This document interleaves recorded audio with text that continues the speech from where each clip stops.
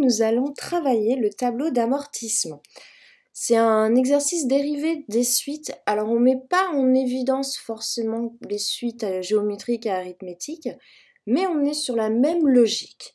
Sachant que pour faire ce genre d'exercice, vous avez besoin d'un tableur.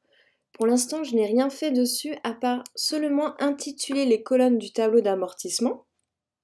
Et on travaillera le vocabulaire au fur et à mesure. Ne vous inquiétez pas. Donc on va commencer par lire l'énoncé. Alors, pour acheter une voiture, Claire emprunte 8 000 € à sa banque. Elle rembourse son prêt par mensualité constante de 334,77 €. Le taux mensuel proposé par la banque est de 0,3%. Et on me demande au bout de combien d'années le prêt sera remboursé et d'en déduire le coût du crédit, puisqu'effectivement la banque elle nous prête pas de l'argent comme ça, il faut qu'elle ait un intérêt derrière. Alors on va remplir ce tableau et au fur et à mesure on va travailler le vocabulaire. Mois, le mois ça va être 1, 2, 3, vous avez bien compris, c'est le nombre de mois finalement qu'on va rembourser, sur lesquels on va faire nos remboursements. Donc, pour l'instant, je suis allée à 21, mais je pense qu'il faudra étirer un peu plus les nombres pour voir quand est-ce qu'on va rembourser. Capital restant dû. Eh bien, moi, j'ai emprunté 8 000 €. Donc, ça veut dire que le capital de départ, que je peux appeler du coup C1 pour capital du premier mois, d'accord?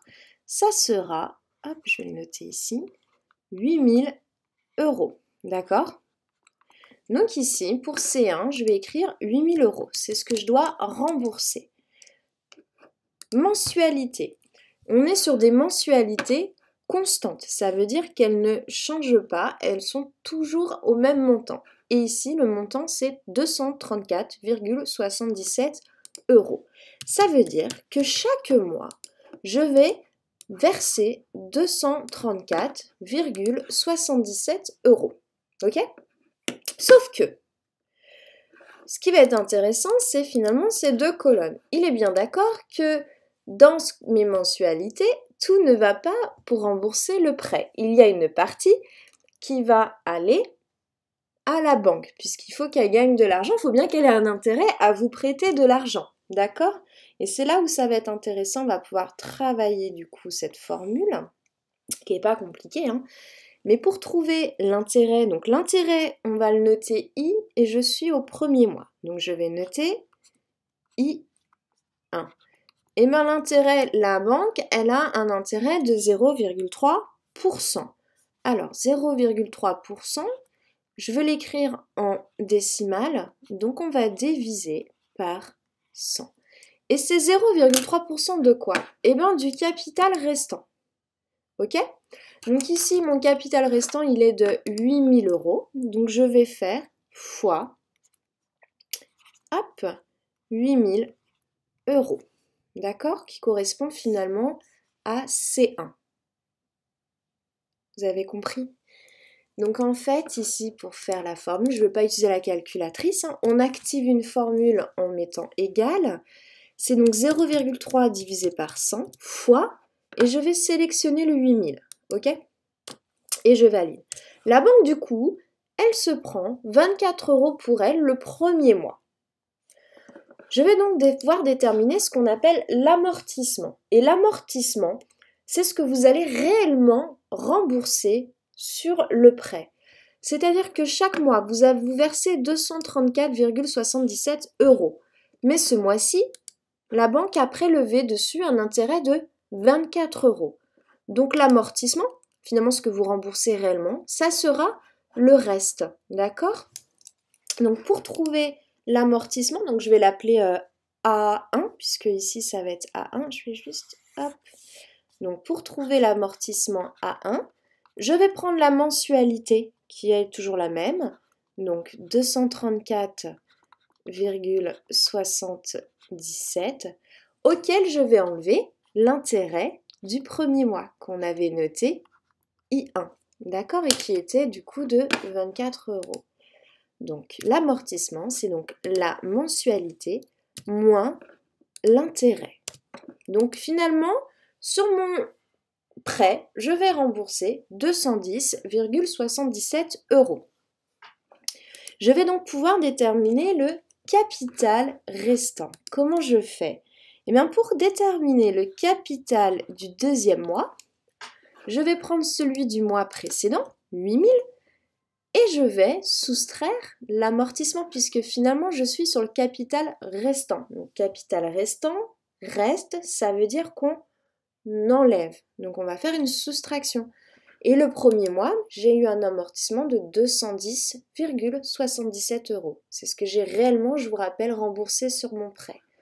Donc pour avoir ces deux, ça va donc être ce que j'avais le mois précédent à rembourser, moins la première amortissement. D'accord?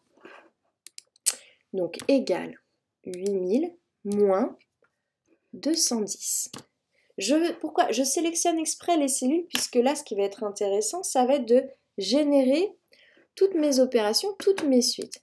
Ici, j'ai une soustraction. On va être du coup sur une suite qu'on peut dire arithmétique. L'intérêt, vous avez ici une multiplication. Donc je peux vous la mettre en évidence. Hop, ici. D'accord? L'intérêt, je multiplie toujours par le même nombre. Donc ça va être une suite géométrique et la raison, on va la noter Q. Donc à chaque fois comme ça, je vais avoir finalement des opérations qui seront quasiment identiques et qui ne vont pas être différentes d'un mois à l'autre. Donc je vais juste maintenant générer mes calculs. Donc ici, je vérifie où j'ai mis ma formule, je l'ai mise dans la deuxième cellule et donc je vais, hop, étirer. L'intérêt, elle est dans ma formule ici. Je vérifie bien, vous voyez bien où est-ce que vous avez inscrit vos formules ici dans la barre. Hop, tac, j'étire. Et je fais pareil pour l'amortissement. Alors pour l'instant, il est imbuvable ce tableau. Donc ce que je vous propose de faire, c'est de sélectionner toutes vos valeurs. Et on va se mettre ici en format monétaire. Il me fait directement, vous voyez, les arrondis. On va essayer de lire et de comprendre cette colonne-là, cette ligne-là, pardon. On va essayer de voir un petit peu ce qu'ils en disent. Donc je vois qu'il me reste, je suis sur le capital restant dû, donc ça veut dire qu'au 21e mois, il me reste 3 662,27 € à rembourser. Ce mois-ci, l'intérêt de la banque a perçu pour elle 10,97 €. Et moi, j'ai réellement remboursé 223,70 € sur mon prêt. D'accord? Donc, pour pouvoir répondre à la problématique, au bout de combien d'années le prêt sera remboursé, il va falloir que j'étire ma formule jusqu'à ce que le capital soit à 0. Donc, je vais reprendre mes formules et on va étirer, Alors, il ne faut peut-être pas que je me remette on va se mettre en transparent. Je vais faire pareil pour les mois, d'accord? Donc, vous voyez bien que ici, maintenant, il me reste encore 1000 € et vous voyez qu'à chaque fois, l'intérêt, il diminue, ce qui est normal, puisque comme l'intérêt se calcule par rapport au capital restant dû, comme je rembourse chaque mois, donc le capital, il diminue, donc forcément, la banque elle va prélever de moins en moins d'argent. Donc on va continuer à étirer, hop, et je crois que j'ai passé le... Et voilà, et j'ai passé le 0. Vous voyez bien qu'ici, j'ai le moins. Donc ça veut dire que, tac, à ce moment-là, ici, on va avoir remboursé et il me restera encore 127 € à rembourser. Donc comment on va rédiger? Alors, hop, je vous reprends un crayon et on va noter. Déjà, je vois que c'est au bout de 36 mois, il me restera 127,73 €. Ça veut dire que pendant 36 mois, je vais rembourser 249,77 € et il me restera après 127 € à rembourser. Donc, c'est au bout de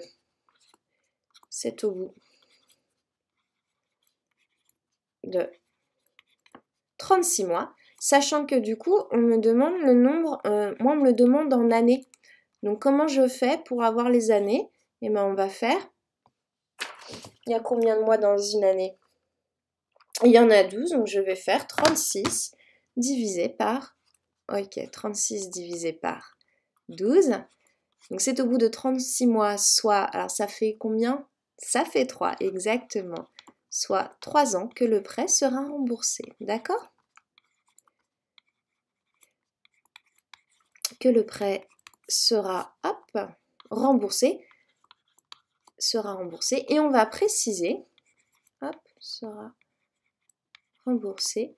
Il restera ce qu'on appelle une échéance. Il me restera une échéance de 127,73 € qu'il faudra rembourser, d'accord? Puisque j'étais pas tout à fait à 0. Donc ça, c'est important de le préciser. Il restera une échéance ou une mensualité, hein, comme vous voulez. Et hop, j'écris mal là. Une échéance de 127,73 €.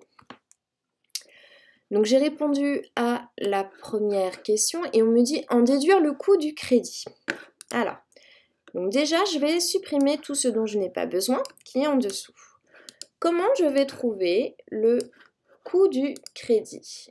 Eh bien, ce qui va m'intéresser, moi, ça va être la colonne intérêt. Et le premier mois, j'ai versé 24 €. Le deuxième mois, j'ai versé 23. Le troisième mois, j'ai versé 22, etc., etc. Donc en fait, la banque, elle a prélevé 24, plus 23, plus 22, plus 22, plus 21, plus 20. Vous comprenez? Je vais devoir additionner toutes ces valeurs. Je ne vais pas m'amuser à sélectionner chaque case et à faire plus, c'est trop long. Sachant qu'on a une formule, lorsque je fais une succession d'additions, on dit que l'on fait une somme. Donc je vais écrire somme, je vais ouvrir la parenthèse et je vais sélectionner toutes les valeurs que je veux additionner. Et j'ai juste à faire entrer. Ok? Et là, je vois que la banque, finalement, le coût du crédit est de 449,70 €. C'est ce que la banque, elle, garde pour elle dans sa poche. D'accord? Donc, le coût du crédit est de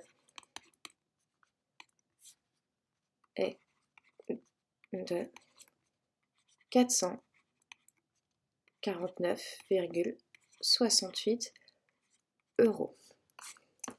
Donc on est vraiment sur quelque chose, en fait si vous allez pas à pas, en essayant de bien comprendre qu'est-ce que je mets comme information dans les différentes colonnes, ne devrait pas y avoir de problème.